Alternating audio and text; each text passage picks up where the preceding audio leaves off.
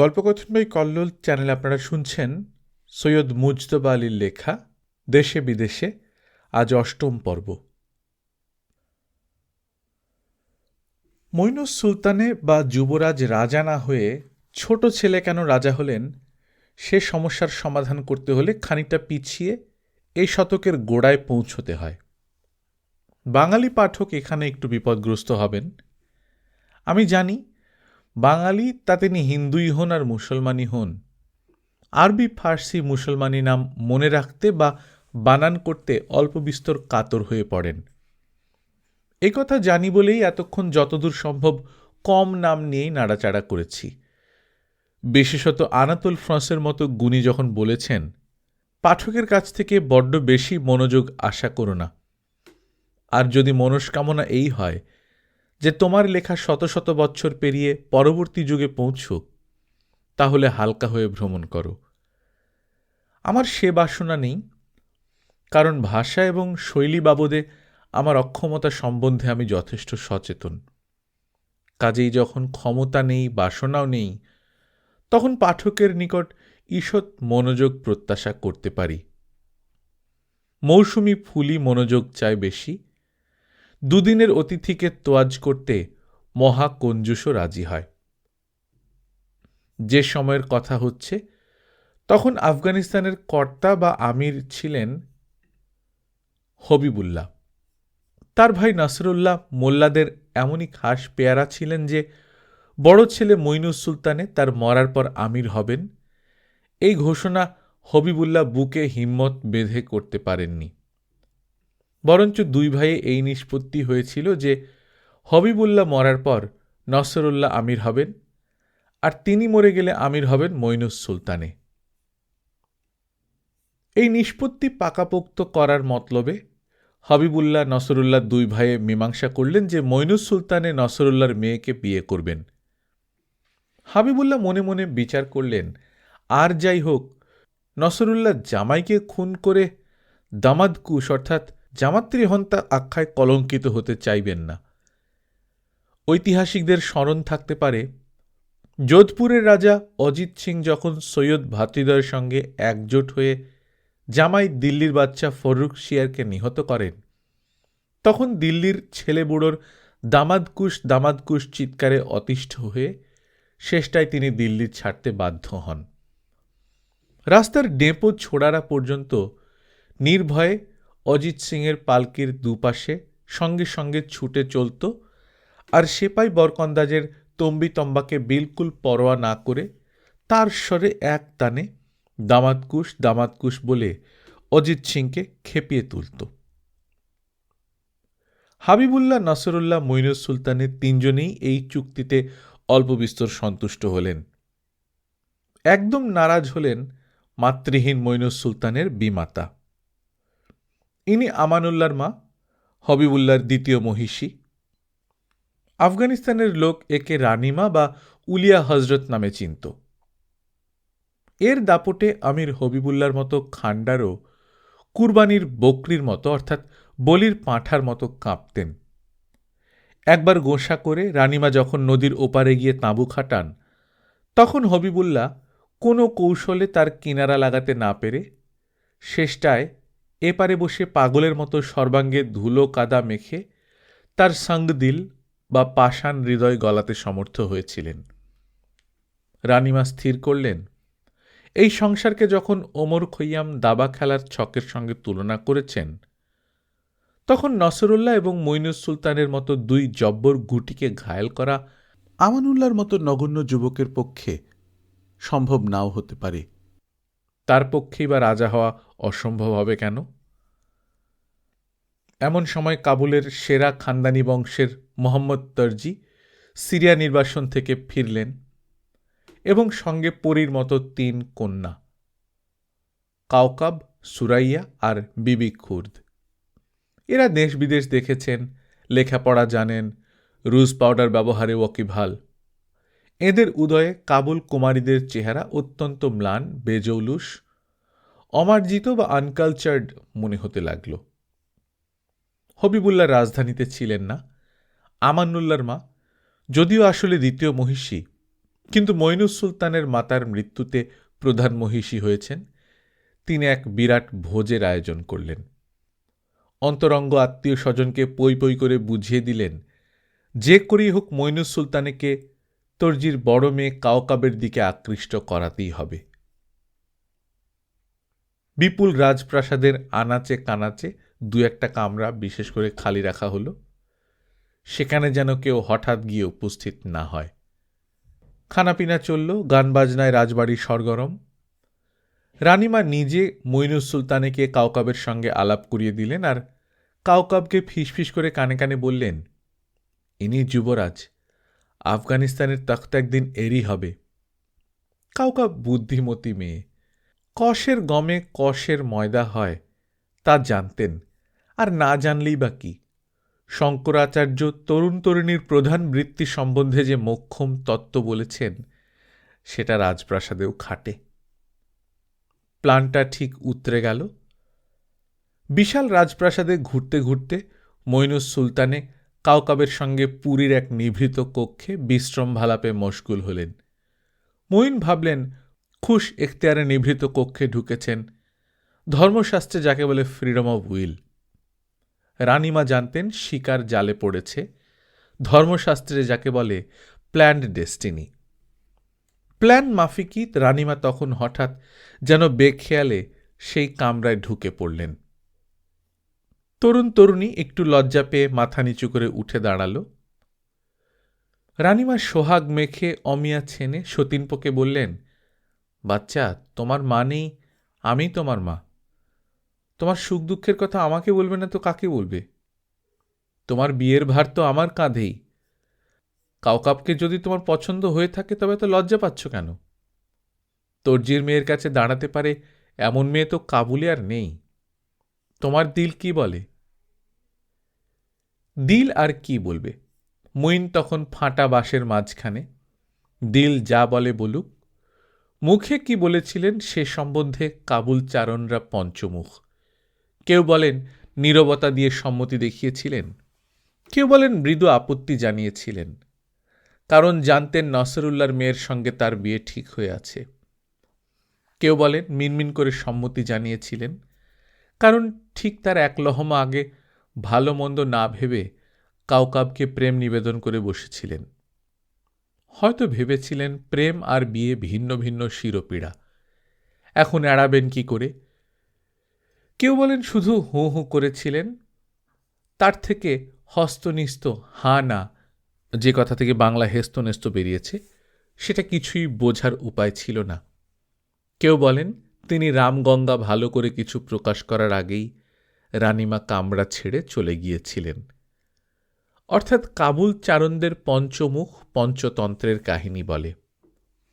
মোদ্দা কথা এই, সেই অবস্থায় আমির হোক, ফকির হোক, ঘুঘু হোক, কবুতর হোক, আর 5 জন গুরুজনের সামনে পড়লে যা করে থাকে বা বলে থাকে, মইনুস সুলতানের তাই করেছিলেন।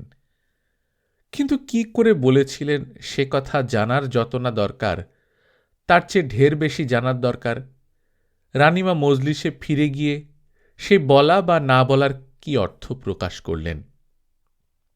বিশ্ববিদ্যালয়ের টেক্সট বুক কি বলে না বলে সেটা অবান্তর, জীবনে কাজে লাগে বাজারের গাইড বুক। রানীমা পর্দার আড়ালে থাকা সত্ত্বেও যখন তামাম আফগানিস্তান তার কণ্ঠস্বর শুনতে পেত, তখন মজলিসের হর্ষোল্লাস যে তার গলার নিচে চাপা পড়ে গিয়েছিল তাতে আর কি সন্দেহ। রানীমা বললেন, আজ বড় আনন্দের দিন। আমার চোখের জ্যোতি ইনায়েতুল্লাহ খান মইনুস সুলতানে তর্জিকন্যা কাওকাবকে বিয়ে করবেন বলে মনস্থির করেছেন। খানা মজলিস 2টোর সময় ভাঙবার কথা ছিল, সে বন্দোবস্ত বাতিল। ফজরের নামাজ পর্যন্ত আজকের উৎসব চলবে। আজ রাত্রি আমি কন্যাপক্ষকে প্রস্তাব পাঠাচ্ছি। মজলিসের ঝাড়বাতি দ্বিগুণ আভায় জ্বলে উঠল। চতুর্দিকে আনন্দোচ্ছ্বাস, হর্ষধ্বনি। দাসদাসী ছুটল বিয়ের তত্ত্বের তত্ত্ব তালাশ করতে। সবকিছু সেই দুপুর রাতে রাজবাড়িতেই পাওয়া গেল। আশ্চর্য হবার সাহস কার? তর্জি হাতে স্বর্গ পেলেন, কাওকাব হৃদয়ে স্বর্গ পেয়েছেন। সঙ্গে সঙ্গে রানীমা হবিবুল্লার কাছে সুসংবাদ জানিয়ে দূত পাঠালেন। মা ও রাজমহিষী রূপে তিনি মইনুস সুলতানের হৃদয়ের গতি কোন দিকে জানতে পেরে তর্জি কন্যা কাউকাবের সঙ্গে তার বিয়ে স্থির করেছেন। প্রগতিশীল আফগানিস্তানের ভাবী রাজমহিষী সুশিক্ষিতা হওয়া নিতান্ত প্রয়োজন। কাবুলে এমন কুমারী নেই যিনি কাউকাবের কাছে দাঁড়াতে পারেন। প্রাথমিক মঙ্গলানুষ্ঠান খুদাতালার মেহেরবানিতে সুসম্পন্ন হয়েছে। মহারাজ অতি সত্বর রাজধানীতে ফিরে এসে আকদ রসুমাতের আইনত পূর্ণ বিবাহ দিন ঠিক করে পৌরজনের হর্ষবর্ধন করুন। হাবিবুল্লাহ তো রেগে টং, কিন্তু কাণ্ডজ্ঞান হারালেন না। আর কেউ বুঝুক না বুঝুক তিনি বিলক্ষণ টের পেলেন যে মূর্খ মইনুস সুলতানে কাউকাবের প্রেমে পড়ে নসরুল্লার মেয়েকে হারায়নি, হারাতে বসেছে রাজসিংহাসন। কিন্তু হবিবুল্লাহ যদিও সাধারণত পঞ্চমকার নিয়ে মত্ত থাকতেন, তবু তার বুঝতে বিলম্ব হল না যে সমস্ত ষড়যন্ত্রের পেছনে রয়েছেন মহিষী। সৎমার এত প্রেম সহজে তো বিশ্বাস হয় না। সতীনমার কথাগুলি মধুরসের বাণী, তলা দিয়ে গুঁড়ি কাটেন, ওপর থেকে পানি। পানি ঢালা দেখেই হবিবুল্লাহ বুঝতে পারলেন গুঁড়িটি নিশ্চয়ই কাটা হয়েছে। রাগ সামলে নিয়ে হবিবুল্লাহ অতি কমনীয় নমনীয় উত্তর দিলেন, খুদাতালাকে অসংখ্য ধন্যবাদ যে মহিষী শুভবুদ্ধি প্রণোদিতা হয়ে এই বিয়ে স্থির করেছেন। তর্জিকন্যা কাউকাব যে সব দিক দিয়ে মইনুস সুলতানের উপযুক্ত তাতে আর কি সন্দেহ। কিন্তু শুধু কাউকাব কেন, তর্জির মেজ মেয়ে সুরাইয়াও তো সুশিক্ষিতা, সুরূপা, সুমার্জিতা। দ্বিতীয় পুত্র আমানুল্লাহ বা খাস কাবুলি জঙ্গলি মেয়ে বিয়ে করবেন কেন? তাই তিনি মহিষীর মহান দৃষ্টান্ত অনুসরণ করে সুরাইয়ার সঙ্গে আমানুল্লাহর বিয়ে স্থির করে এই চিঠি লেখার সঙ্গে সঙ্গে তর্জির নিকট বিয়ের প্রস্তাব পাঠাচ্ছেন। সত্তর রাজধানীতে ফিরে এসে তিনি স্বয়ং ইত্যাদি। হবিবুল্লাহ বুঝতে পেরেছিলেন রানীমার মতলব মইনুস সুলতানের স্কন্ধে কাউকাবকে চাপিয়ে দিয়ে আপন ছেলে আমানুল্লাহর সঙ্গে নসরুল্লাহর মেয়ের বিয়ে দেবার। তাতে নসরুল্লাহ মরার পর আমানুল্লাহর আমির হওয়ার সম্ভাবনা অনেকখানি বেড়ে যায়। হবিবুল্লাহ সেই পথ বন্ধ করার জন্যে আমানুল্লাহর স্কন্ধে সুরাইয়াকে চাপিয়ে দিলেন। যে রানীমা কাউকাবের বিদেশি শিক্ষা দীক্ষার প্রশংসায় পঞ্চমুখ, তিনি সুরাইয়াকে ঠেকিয়ে রাখবেন কোন লজ্জায়? বিশেষ করে চিহেলসতন থেকে বাগিবালা পর্যন্ত সুবে কাবুল জানে সুরাইয়া কাউকাবের চেয়ে দেখতে শুনতে পড়াশোনায় অনেক ভালো। রানীমার মস্তকে বজ্রাঘাত, বোড়ের কিস্তিতে রাজাকে মাত করতে গিয়ে তিনি যে প্রায় চালমাতের কাছাকাছি। হবিবুল্লাহকে প্রাণ ভরে অভিসম্পাদ দিলেন, নসরুল্লাহর মেয়েকে তুইও পেলিনি, আমিও পেলুম না। তবে মন্দের ভালো, নসরুল্লাহর কাছে এখন মইনুস সুলতানে আর আমানুল্লাহ দুজনেই বরাবর। মইনুস সুলতানের পাশা এখন আর নসর সুলতানের সিসায় ভারী হবে না তো, সেই মন্দের ভালো। দাবা খেলায় ইংরেজিতে যাকে বলে ওয়েটিং মুভ, রানীমা সেই পন্থা অবলম্বন করলেন। এর পরের অধ্যায় আরম্ভ হয় ভারতবর্ষের রাজা মহেন্দ্র প্রতাপকে দিয়ে। 1915 সালের মাঝামাঝি জার্মান পররাষ্ট্র বিভাগ রাজা মহেন্দ্র প্রতাপের উপদেশ মতো স্থির করলেন যে কোনো গতিকে যদি আমির হবিবুল্লাহকে দিয়ে ভারতবর্ষ আক্রমণ করা যায় তাহলে ইংরেজের এক ঠ্যাং খোঁড়া করার মতোই হবে।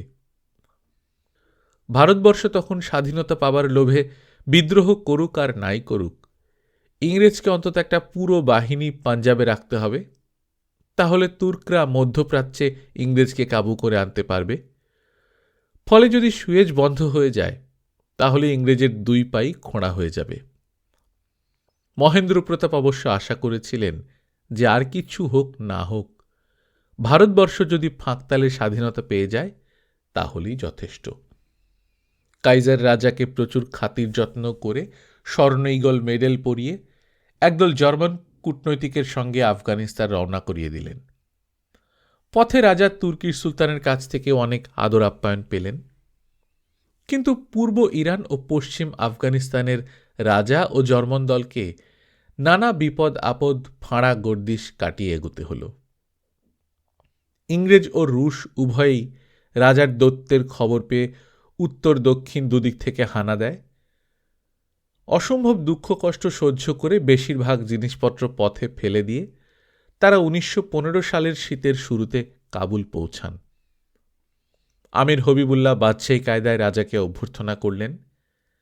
তামাম কাবুল শহর রাস্তার দুপাশে ভিড় লাগিয়ে রাজাকে তাদের আনন্দ অভিবাদন জানাল। বাবুর বাদশাহের কবরের কাছে রাজাকে হবিবুল্লাহর এক খাস প্রাসাদে রাখা হল। কাবুলের লোক সহজে কাউকে অভিনন্দন করে না। রাজার জন্যে তারা যে ঘণ্টার পর ঘণ্টা ধরে রাস্তায় দাঁড়িয়েছিল তার প্রথম কারণ কাবুলের জনসাধারণ ইংরেজের নষ্টামি ও হবিবুল্লাহর ইংরেজ প্রীতিতে বিরক্ত হয়ে পূর্ণ স্বাধীনতার জন্য ব্যাকুল হয়ে উঠেছিল। নব্য তুর্কি নব্য মিশরের জাতীয়তাবাদের কদাচিৎ জাগরিত বিহঙ্গ কাকুলি কাবুলের গুলিস্তান বোস্তানেকেও চঞ্চল করে তুলেছিল। দ্বিতীয় কারণ, রাজা ভারতবর্ষের লোক। জার্মানির শেষ মতলব কি সে সম্বন্ধে কাবুলির মনে নানা রকম সন্দেহ থাকলেও ভারতবর্ষের নিঃস্বার্থপরতা সম্বন্ধে তাদের মনে কোনো দ্বিধা ছিল না। এই অনুমান কাইজার বার্লিনে বসে করতে পেরেছিলেন বলেই ভারতীয় মহেন্দ্রকে জার্মান কূটনৈতিকদের মাঝখানে ইন্দ্রের আসনে বসিয়ে পাঠিয়েছিলেন। ইংরেজ অবশ্য হবিবুল্লাহকে তম্বি করে হুকুম দিল পত্র পাঠ যেন রাজা আর তার দলকে আফগানিস্তান থেকে বের করে দেয়া হয়। কিন্তু ধূর্ত হবিবুল্লাহ ইংরেজকে নানা রকম টালবাহানা দিয়ে ঠান্ডা করে রাখলেন। এ কথাও অবশ্য তার অজানা ছিল না যে ইংরেজের তখন দুহাত ভর্তি, আফগানিস্তান আক্রমণ করবার মতো সৈন্যবল তার কোমরে নেই। কিন্তু হবিবুল্লাহ রাজার প্রস্তাবে রাজি হলেন না। কেন হলেন না এবং না হয়ে ভালো করেছিলেন কি মন্দ করেছিলেন সে সম্বন্ধে আমি লোকের মুখ থেকে অনেক কারণ অনেক আলোচনা শুনেছি। সেসব কারণের কটা খাঁটি কটা ঝুটা বলা অসম্ভব। কিন্তু এ বিষয়ে দেখলুম কারো মনে কোনো সন্দেহ নেই যে হবিবুল্লাহ তখন ভারত আক্রমণ করলে সমস্ত আফগানিস্তান তাতে সাড়া দিত। অর্থাৎ আমির জনমত উপেক্ষা করলেন, জার্মানি তুর্কি ভারতবর্ষকেও নিরাশ করলেন। জার্মানরা 1 বছর চেষ্টা করে দেশে ফিরে গেল, কিন্তু রাজা মহেন্দ্র প্রতাপ তখনকার মতো আশা ছেড়ে দিলেও ভবিষ্যতের জন্য জমি আবাদ করতে কসুর করলেন না। রাজা জানতেন হবিবুল্লাহর মৃত্যুর পর আমির হবেন নসরুল্লাহ নয় মুইনুস সুলতানে।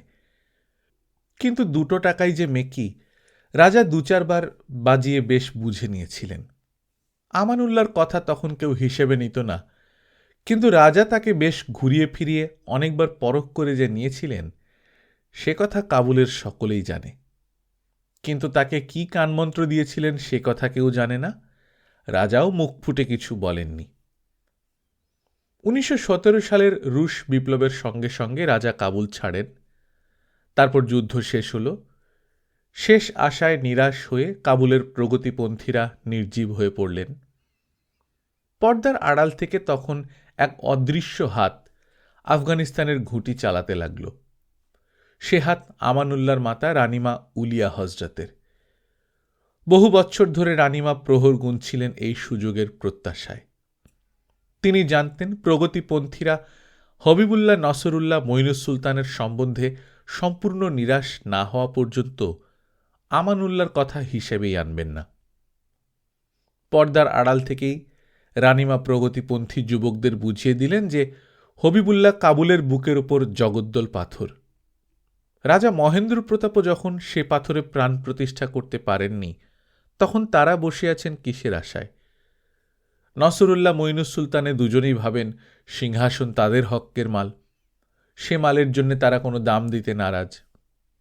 কিন্তু আমানুল্লাহ দাম দিতে তৈরি। সে দাম কি? বুকের খুন দিয়ে তিনি ইংরেজের সঙ্গে লড়ে দেশকে স্বাধীন করতে প্রস্তুত। কিন্তু আমানুল্লাহকে আমির করা যায় কি প্রকারে? রানিমা বোরকার ভেতর থেকে তারও নীলছাপ বের করলেন। আসছে শীতে হবিবুল্লাহ যখন নসরুল্লাহ আর মঈনুস সুলতানকে সঙ্গে নিয়ে জালালাবাদ যাবেন তখন আমানুল্লাহ কাবুলের গভর্নর হবেন। তখন যদি হবিবুল্লাহ জালালাবাদে মারা যান তবে কাবুলের অস্ত্রশালা আর কোষাধ্যক্ষের জিম্মাদার গভর্নর আমানুল্লাহ তার ঠিক ঠিক ব্যবহার করতে পারবেন। রাজা হতে হলে এই দুটো জিনিসই যথেষ্ট। কিন্তু মানুষ মরে ভগবানের ইচ্ছায়। নীল ছাপের সঙ্গে দাগ মিলিয়ে যে হাবিবুল্লাহ ঠিক তখনই মরবেন, তার কি স্থিরতা? অসহিষ্ণু রানীমা বুঝিয়ে দিলেন যে ভগবানের ইচ্ছা মানুষের হাত দিয়ে সফল হয়, বিশেষত যদি তার হাতে তখন একটি নগণ্য পিস্তল মাত্র থাকে। স্বামী হত্যা? হ্যাঁ, কিন্তু এখানে ব্যক্তিগত সম্পর্কের কথা হচ্ছে না। যেখানে সমস্ত দেশের আশা ভরসা, ভবিষ্যৎ মঙ্গল অমঙ্গল, ভাগ্য নিয়ন্ত্রণের প্রশ্ন, সেখানে কে স্বামী, স্ত্রী বা কে? শঙ্করাচার্য বলেছেন কা তব কান্তা, কিন্তু ঠিক তারপরেই সংসার অতীব বিচিত্র কেন বলেছেন, সে তত্ত্বটা এতদিন পর আমার কাছে খোলাসা হল। অর্বাচীনরা তবু শুধালো, কিন্তু আমির হবিবুল্লাহর সৈন্যদল আর জালালাবাদের অঞ্চলের লোকজন নসরুল্লাহ বা মুইনুস সুলতানের পক্ষ নেবে না?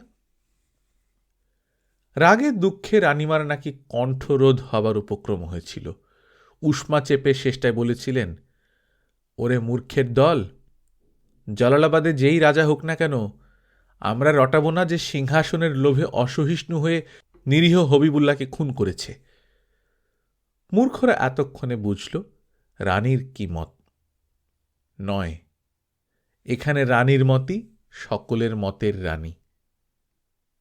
এসব আমার শোনা কথা, কতটা ঠিক কতটা ভুল হলপ করে বলতে পারবো না। তবে এরকমের কিছু একটা যে হয়েছিল সে বিষয়ে কাবুল চারণদের মনে কোনো সন্দেহ নেই। কিন্তু কথামালার গল্প ভুল। বিড়ালের গলায় ঘণ্টা বাঁধার জন্য লোকও জুটল। আপন অলসতাই হবিউল্লাহর মৃত্যুর আরেক কারণ। জালালাবাদে একদিন সন্ধ্যাবেলা শিকার থেকে ফিরে আসতেই এক গুপ্তচর তাকে নিবেদন করল গোপনে হুজুরের সঙ্গে সে অত্যন্ত জরুরি বিষয় নিয়ে আলাপ করতে চায়।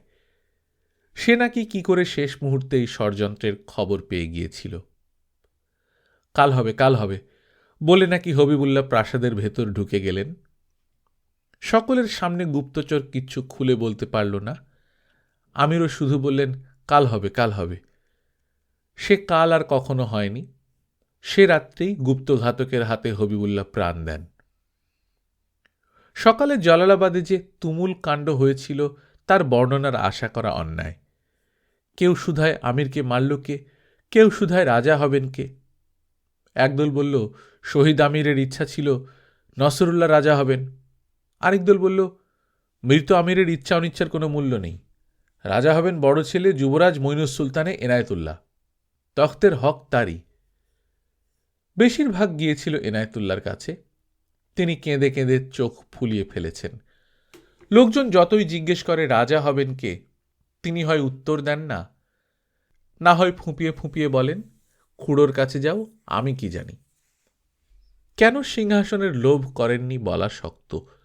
হয়তো পিতৃশোকে অত্যধিক কাতর হয়ে পড়েছিলেন, হয়তো পিতার ইচ্ছার সম্মান রাখতে চেয়েছিলেন, হয়তো আন্দাজ করেছিলেন যারা তার পিতাকে খুন করেছে তাদের লোকই শেষ পর্যন্ত তখ্ত দখল করবে। তিনি যদি সে পথে কাঁটা হয়ে মাথা খাড়া করেন তবে সেই মাথা বেশি দিন ঘাড়ে থাকবে না।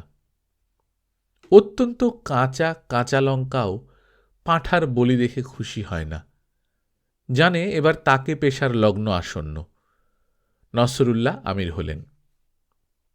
এদিকে রানীমা কাবুলে বসে তড়িৎ গতিতে কাবুল, কান্দাহার, জালালাবাদে, হীরাতে খবর রটালেন রাজগৃধ্ণু অসহিষ্ণু নসরুল্লাহ ভ্রাতা হবিবুল্লাহকে খুন করেছেন। তার আমির হওয়ার এমনিতেই কোনো হক ছিল না, এখন তার কথাই উঠতে পারে না। হক ছিল জ্যেষ্ঠ পুত্র যুবরাজ মুইনুস সুলতানের। তিনি যখন স্বেচ্ছায় খুশ এখতিয়ারে নসরুল্লাহর বর্ষতা স্বীকার করে নিয়েছেন, অর্থাৎ সিংহাসনের দাবি ত্যাগ করেছেন, তখন হক বর্তাল আমানুল্লাহর উপর। অকাট্য যুক্তি। তবু কাবুল চিৎকার করল জিন্দাবাদ আমানুল্লাহ খান ক্ষীণ কণ্ঠে। সঙ্গে সঙ্গে রানীমা আমানুল্লাহর তখ্ত লাভে খুশি হয়ে সেপাইদের বিস্তর বকশিস দিলেন। নূতন বাদশাহ আমানুল্লাহ সেপাইদের তনখা অত্যন্ত কম বলে নিতান্ত কর্তব্য পালনার্থে সে তনখা ডাবল করে দিলেন। উভয় টাকাই রাজকোষ দিয়েই বেরোল। কাবুল হুঙ্কার দিয়ে বলল, জিন্দাবাদ আমানুল্লাহ খান। ভলতেয়ারকে জিজ্ঞাসা করা হয়েছিল মন্ত্রোচ্চারণ করে এক পাল ভেড়া মারা যায় কিনা। ভলতেয়ার বলেছিলেন যায়, কিন্তু গোড়ায় প্রচুর পরিমাণে সেঁকো বিষ খাইয়ে দিলে আর কোনো সন্দেহই থাকবে না। আফগান সেপাইয়ের কাছে যুক্তিতর্ক মন্ত্রোচ্চারণের ন্যায়, টাকাটাই সেঁকো। আমানুল্লাহ কাবুল বাজারের মাঝখানে দাঁড়িয়ে পিতার মৃত্যুতে শোক প্রকাশ করলেন। সজল নয়নে বলদৃপ্ত কণ্ঠে পিতৃঘাতকের রক্তপাত করবেন বলে শপথ গ্রহণ করলেন। যে পাষণ্ড আমার জান দিলের পিতাকে হত্যা করেছে, তার রক্ত না দেখা পর্যন্ত আমার কাছে জল পর্যন্ত শরাবের মতো হারাম। তার মাংস টুকরো টুকরো না করা পর্যন্ত সব মাংস আমার কাছে শূকরের মাংসের মতো হারাম। আমানুল্লাহর শত্রুপক্ষ বলে আমানুল্লাহ থিয়েটারে ঢুকলে নাম করতে পারতেন। মিত্রপক্ষ বলে সমস্ত ষড়যন্ত্রটা রানীমা সর্দারদের সঙ্গে তৈরি করেছিলেন আমানুল্লাহকে বাইরে রেখে। হাজার হোক, পিতৃহন্তার হস্তচুম্বন করতে অনেক লোকই ঘৃণাবোধ করতে পারে। বিশেষত রানীমা যখন একাই 1,00,000, তখন তরুণ আমানুল্লাহকে নাটকের দ্বিতীয় অঙ্কে নামিয়ে লাভ কি? আফগানিস্তানের স্ত্রীলোকের আমির হওয়ার রেওয়াজ থাকলে তাকে হয়তো সারা জীবনই যবনিকা অন্তরালে থাকতে হতো। আমানুল্লাহর সৈন্যদল জাল্লাবাদ পৌঁছল। নসরুল্লাহ, ইনায়েতুল্লাহ দুজনই বিনা যুদ্ধে আত্মসমর্পণ করলেন। নসরুল্লাহ মোল্লাদের কুতুব মিনার স্বরূপ ছিলেন। সে মিনার থেকে যাজক সম্প্রদায়ের গম্ভীর নিনাদ বহির্গত হয়ে কেন যে সেপাই শান্তি জড়ো করতে পারল না, সেও এক সমস্যা। কাবুলে ফেরার পথে যুবরাজ নাকি ভবিষ্যতের কথা চিন্তা করে কেঁদে ফেলেছিলেন। জালালাবাদের যেসব সেপাই তাকে আমিরের তখ্তে বসাবার জন্য তার কাছে গিয়েছিলেন, তারা ততক্ষণে আমানুল্লাহর দলে যোগ দিয়ে কাবুল যাচ্ছে। কান্না দেখে তারা নাকি মঈনুস সুলতানের কাছে এসে বারবার বিদ্রুপ করে বলেছিল, বলো না এখন খুড়োর কাছে যাও, তিনি সব জানেন। যাও এখন খুড়োর কাছে। এখন দেখি কাবুল পৌঁছলে খুড়ো তোমাকে বাঁচান কি করে। কাবুলের আর্ক দুর্গে দুজনকেই বন্দি করে রাখা হলো। কিছুদিন পর নসরুল্লাহ কলেরায় মারা যান। কফি খেয়ে নাকি তার কলেরা হয়েছিল। কফিতে অন্য কিছু মেশানো ছিল কিনা সে বিষয়ে দেখলুম অধিকাংশ কাবুল চারণের স্মৃতিশক্তি বড়ই ক্ষীণ। এরপর মঈনুস সুলতানের মনের অবস্থা কি হয়েছিল ভাবতে গেলে আমার মতো নিরীহ বাঙালির মাথা ঘুরে যায়। কল্পনা সেখানে পৌঁছয় না। মৃত্যু ভয়ের তুলনাও নাকি নেই। এখানে পৌঁছে সমস্ত দুনিয়ার উচিত আমানুল্লাহকে বারবার সাষ্টাঙ্গে প্রণাম করা।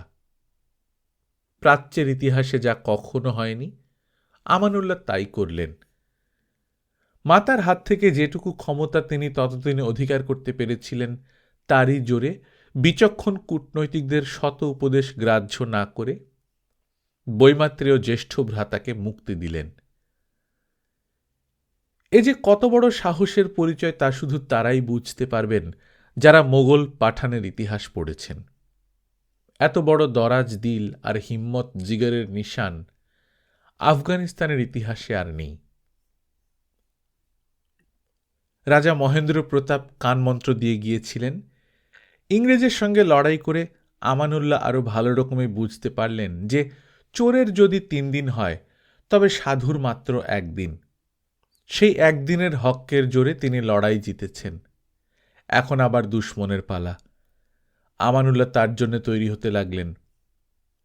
জমা খরচের খাতা খুলে দেখলেন, জমায় লেখা আমানুল্লাহ খান দেশের স্বাধীনতা অর্জন করে জনসাধারণের হৃদয় জয় করেছেন।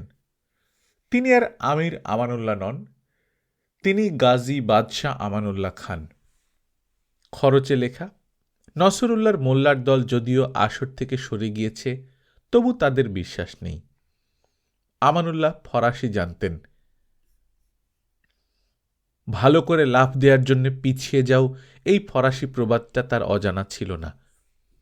কিন্তু আমানুল্লাহ মনে মনে স্থির করলেন, মোল্লারা সরকারি রাস্তার কোনখানে খানাখন্দ বানিয়ে রাখবে সে ভয় অহরহ বুকের ভেতর পুষে রাখলে দেশ সংস্কারের মোটর টপ গিয়ারে চালানো অসম্ভব। অথচ পুরো স্পিডে মোটর না চালিয়ে উপায় নেই, সাধুর মাত্র একদিন। কাবুলে পৌঁছে যেদিকে তাকাই সেখানেই দেখি হরেক রকম সরকারি উর্দি পরা স্কুল কলেজের ছেলে ছোকরারা ঘোরাঘুরি করছে। খবর নিয়ে শুনি কোনোটা উর্দি ফরাসি স্কুলের, কোনোটা জার্মান, কোনোটা ইংরেজি, আর কোনোটা মিলিটারি স্কুলের। শুধু তাই নয়, গাঁয়ের পাঠশালা পাশ করে যারা শহরে এসেছে তাদের জন্য ফ্রি বোর্ডিং, লজিং, জামা কাপড়, কেতাবপত্র, ইনস্ট্রুমেন্ট বক্স, ডিকশনারি, ছুটিতে বাড়ি যাবার জন্য খচ্চরের ভাড়া, এক কথায় অল ফাউন্ড। ভারতবর্ষের হয়ে আমি বললুম, নাথিং লস্ট। প্যারিস ফেরতাম সাইফুল আলম বুঝিয়ে বললেন, আপনি ভেবেছেন অল ফাউন্ড হলে বিদ্যেও বুঝি সঙ্গে সঙ্গে জুটে যায়? মোটেই না। হোস্টেল থেকে ছেলেরা প্রায়ই পালায়। আমি বললুম, ধরে আনার বন্দোবস্ত নেই? সাইফুল আলম বললেন, গাঁয়ের ছেলেরা শক্ত হাড়ে তৈরি, পালিয়ে বাড়ি না গিয়ে যেখানে সেখানে দিন কাটাতে পারে। তারও দাওয়াই আমানুল্লাহ বের করেছেন। হোস্টেল থেকে পালানো মাত্রই আমরা সরকারকে খবর দিই। সরকারের তরফ থেকে তখন দুজন সেপাই ছোকরার গায়ের বাড়িতে গিয়ে আসর জমিয়ে বসে। 3 বেলা খায় দায়, এবং যদিও হুকুম নেই তবু সকলের জানা কথা যে কুরমা কালিয়া না পেলে বন্দুকের কুঁদো দিয়ে ছেলের বাপকে 3 বেলা মার লাগায়। বাপ তখন ছেলেকে খুঁজতে বেরোয়। সে এসে হোস্টেলে হাজিরা দেবে, হেডমাস্টারের চিঠি গায়ে পৌঁছবে যে আসামি ধরা দিয়েছে। তখন সেপাইরা বাপের ভালো দুমবাটি কেটে বিদায় ভোজ খেয়ে তাকে হুঁশিয়ার না করে শহরে ফিরবে। পরিস্থিতিটার পুনরাবৃত্তিতে তাদের কোনো আপত্তি নেই। আমি বললাম, কিন্তু পড়াশোনায় যদি কেউ নিতান্তই গর্দভ হয় তবে? পরপর 3 বার যদি ফেল মারে তবে হেডমাস্টার বিবেচনা করে দেখবেন তাকে ডিসমিস করা যায় কিনা। বুদ্ধিশুদ্ধি আছে অথচ পড়াশোনায় ঢিলেমি করছে, এটা জানলে তার তখনও ছুটি নেই। এরপর কোন দেশের রাজা আর কি করতে পারেন? মিলিটারি স্কুলের ভার তুর্কদের হাতে। তুর্কি জেনারেলদের ঐতিহ্য বার্লিনের পোস্টদাম সমর বিদ্যায়তনের সঙ্গে জড়ানো, তাই শুনলুম স্কুলটি জার্মান কায়দায় গড়া। সেখানে কীরকম উন্নতি হচ্ছে তার খবর কেউ দিতে পারলেন না। শুধু অধ্যাপক বেনোয়া বললেন, স্কুলটা তুলে দিলে আফগানিস্তানের কিছু ক্ষতি হবে না। মেয়েদের শিক্ষার জন্য আমানুল্লাহ আর তার বেগম বিবি সুরাইয়া উঠে পড়ে লেগেছেন। বোরকা পরে এক কাবুল শহরেই প্রায় 2000 মেয়ে স্কুলে যায়। উঁচু পাঁচিল ঘেরা আঙিনায় বাস্কেটবল, ভলিবল খেলে। সাইফুল আলম বললেন, লিখতে পড়তে আঁক করতে শেখে সেই যথেষ্ট। আর তাও যদি না শেখে আমার অন্তত কোনো আপত্তি নেই। হারেমের বন্ধ হওয়ার বাইরে এসে লাফালাফি করছে, এই কি যথেষ্ট নয়? আমি সর্বান্তকরণের সায় দিলুম। সাইফুল আলম কানে কানে বললেন, কিন্তু একজন লোক একদম সায় দিচ্ছেন না, রানীমা। শুনে একটু ঘাবড়ে গেলুম। 2 শত্রু নিপাত করে তৃতীয় শত্রুকে ঠান্ডা রেখে যিনি আমানুল্লাহকে বাদশা বানাতে পেরেছেন তার রায়ের একটা মূল্য আছে বইকি। তার মতে নাকি এত শিক্ষার খোরাক আফগানিস্তান হজম করতে পারবে না। এই নিয়ে মাতা পুত্রে মনোমালিন্যও হয়েছে। মাতা অভিমান ভরে পুত্রকে উপদেশ দেওয়া বন্ধ করেছেন। বধূ সুরাইয়াও নাকি শাশুড়িকে অবজ্ঞা করেন। কিন্তু কাবুল শহর তখন আমানুল্লাহর চাবুক খেয়ে পাগলা ঘোড়ার মতো ছুটে চলেছে দেরেশি পরে। দেরেশি কথাটা ইংরেজি ড্রেস থেকে এসেছে, অর্থাৎ হ্যাট, কোট, টাই, পাতলুন। খবর নিয়ে জানতে পারলুম সরকারি কর্মচারী হলেই তাকে দেরেশি পড়তে হয়, তা সে 20 টাকার কেরানি হোক আর 10 টাকার সিপাহী হোক। শুধু তাই নয়, দেরেশি পরা না থাকলে কাবুল নাগরিক সরকারি বাগানে পর্যন্ত ঢুকতে পায় না। একদিকে সরকারি চাপ, অন্যদিকে বাইরের চাকচিক্যের প্রতি অনুন্নত জাতির মোহ, মাঝখানে সিনেমার উস্কানি। 3 মিলে কাবুল দেরেশি পাগল হয়ে উঠেছে। ইস্তেক আব্দুর রহমানের মনে ছোঁয়াচ লেগেছে। আমি বাড়িতে শিলোয়ার পরে বসে থাকলে সে খুঁতখুত করে, আট পরে স্যুট পরে বেরোতে গেলে নীলকৃষ্ণ দেরেশি পরার উপদেশ দেয়। মেয়েরাও তাল রেখে চলেছেন। আমির হবিবুল্লাহর হারেমের মেয়েদের ফ্রক ব্লাউজ পরাতেন। আমানুল্লাহর আমলে দেখি ভদ্র মহিলা মাত্রই উঁচু হিলের জুতো, হাঁটু পর্যন্ত ফ্রক, আসচ্ছ সিল্কের মোজা, লম্বা হাতার ৮-৬০ ব্লাউজ, দস্তানা আর হ্যাট পরে বেরিয়ে বেড়াচ্ছেন। হ্যাটের সামনে একখানা অতি পাতলা নেট ঝুলছে বলে চেহারাখানা স্পষ্টাস্পষ্টি দেখা যায় না। যে মহিলার যত সাহস, তার নেটের বুননি তত ঢিলে। ফিগার কথাটার ফরাসি উচ্চারণ ফিগুর, অর্থাৎ মুখের চেহারা। ফরাসি অধ্যাপক বেনোয়া বলতেন, কাবুলি মেয়েদের ফিগার বোঝা যায় বটে, কিন্তু ফিগুর দেখবার উপায় নেই। কিন্তু দেশের ধনদৌলত না বাড়িয়ে তো নিত্য নিত্য নতুন স্কুল কলেজ খোলা যায় না, দেরেশি দেখানো যায় না, ফিগার ফলানো যায় না। ধন দৌলত বাড়াতে হলে আজকের দিনে কলকারখানা বানিয়ে শিল্প বাণিজ্যের প্রসার করতে হয়। তার জন্য প্রচুর পুঁজির দরকার। আফগানিস্তানের গাঁটে সে কড়ি নেই। বিদেশিদের হাতে দেশের শিল্প বাণিজ্য ছেড়ে দিতেও বাদশা নারাজ। আমানুল্লাহর পিতামহ দোর্দণ্ড প্রতাপ আব্দুর রহমান বলতেন, আফগানিস্তান সেদিনই রেলগাড়ি চালাবে যেদিন সে নিজের হাতে রেলগাড়ি তৈরি করতে পারবে। পিতা হবিবুল্লাহ সে আইন ঠিক ঠিক মেনে চলেননি, তবে কাবুলির বিজলি বাতির জন্য যে কলকবজা কিনেছিলেন সেটা কাবুলি টাকায়। আমানুল্লাহ কি করবেন ঠিক মনস্থির করতে পারছিলেন না। ন্যাশনাল লোন তোলার উপদেশ কেউ কেউ তাকে দিয়েছিলেন বটে, কিন্তু তাহলে সবাইকে সুদ দিতে হয় এবং সুদ দেওয়া নেওয়া ইসলামে বারণ। হয়তো আমানুল্লাহ ভেবেছিলেন যে দেশের গুরুভারের খানিকটা নিজের কাঁধ থেকে সরিয়ে দেশের আর ৫ জনের কাঁধে যদি ভাগ বাটোয়ারা করে দেয়া যায়, তাহলে প্রগতির পথে চলার সুবিধা হবে। আমানুল্লাহ বললেন, পার্লামেন্ট তৈরি করো।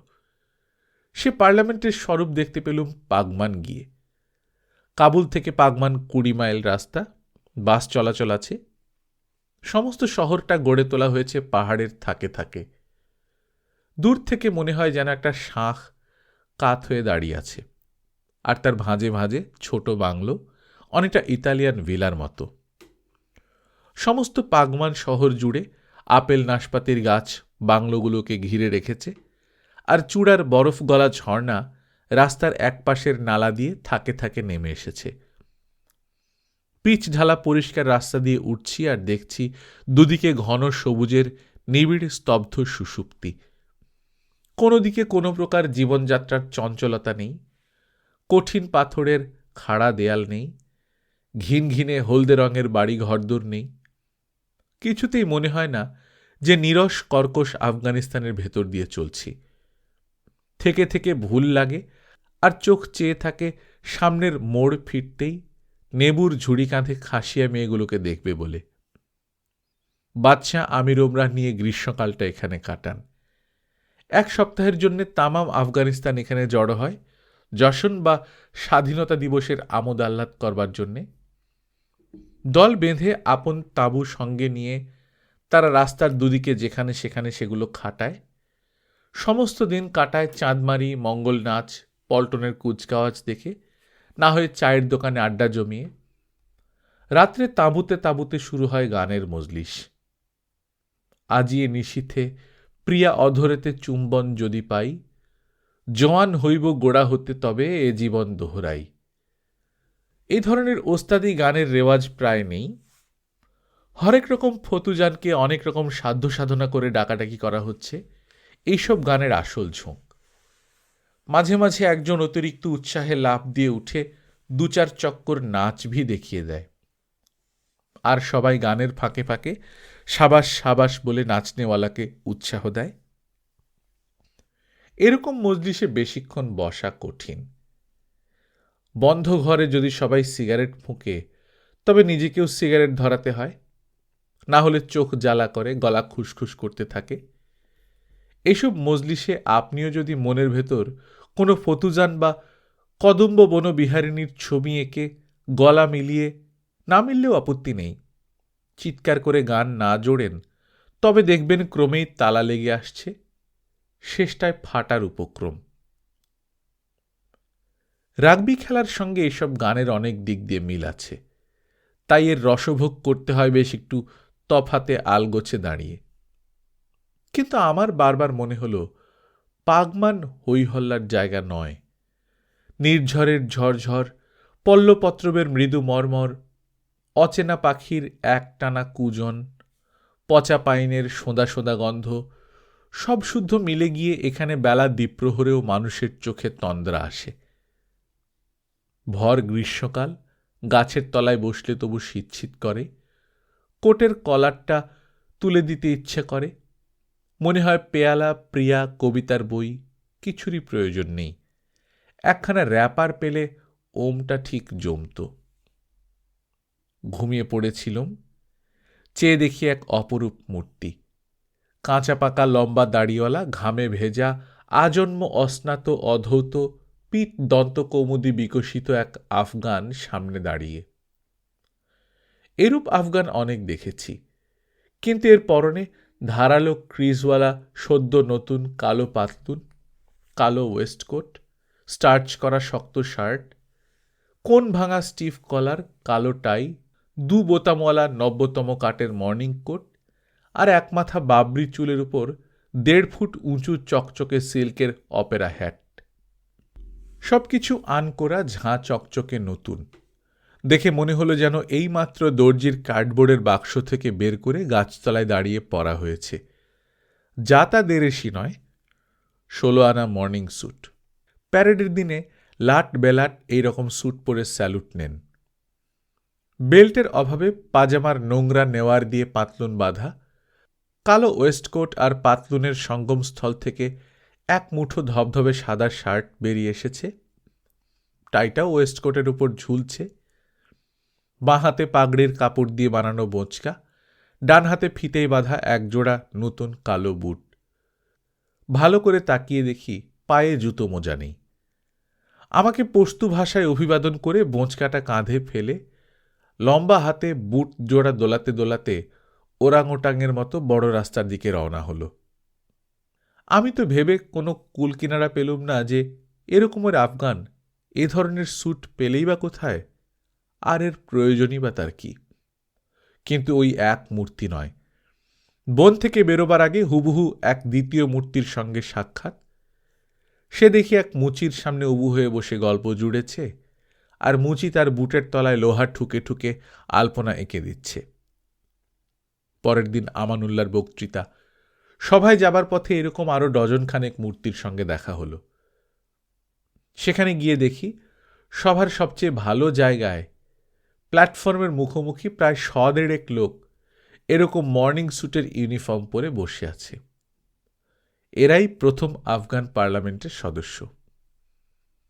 যে তাজিক, হাজারা, মঙ্গল, পাঠান আপন আপন জাতীয় পোশাক পরে এতকাল স্বচ্ছন্দে ঘরে বাইরে ঘোরাফেরা করেছে, বিদেশির মুগ্ধ দৃষ্টি আকর্ষণ করেছে, আজ তারা বিকট বিজাতীয় বেশভূষা ধারণ করে সভাস্থলে কাঠের মতো বসে আছে।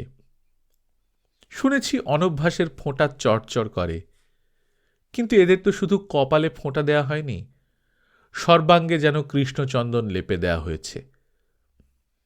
আমানুল্লাহ দেশের ভূত ভবিষ্যৎ বর্তমান সম্বন্ধে অনেক খাঁটি কথা বললেন।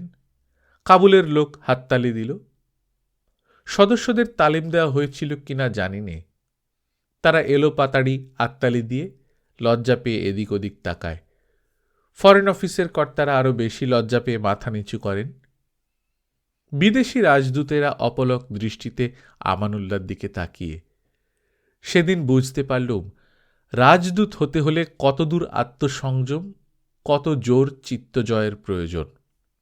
জানি স্যুট ভালো করে পরতে পারা না পারার উপর কিছুই নির্ভর করে না, কিন্তু তবু প্রশ্ন থেকে যায়, কি প্রয়োজন ছিল লেফাফা দুরস্ত হওয়ার লোভে 150 জন গাঁও বুড়াকে লাঞ্ছিত করে নিজে বিড়ম্বিত হওয়ার? আমানুল্লাহর বক্তৃতা এরা কতটুকু বুঝতে পেরেছিল জানি নে। ভাষা এক হলেই তো আর ভাবের বাজারের বেচাকেনা সহজ সরল হয়ে ওঠে না। শুনেছি পুরনো বোতলও নাকি নয়া মদ সইতে পারে না।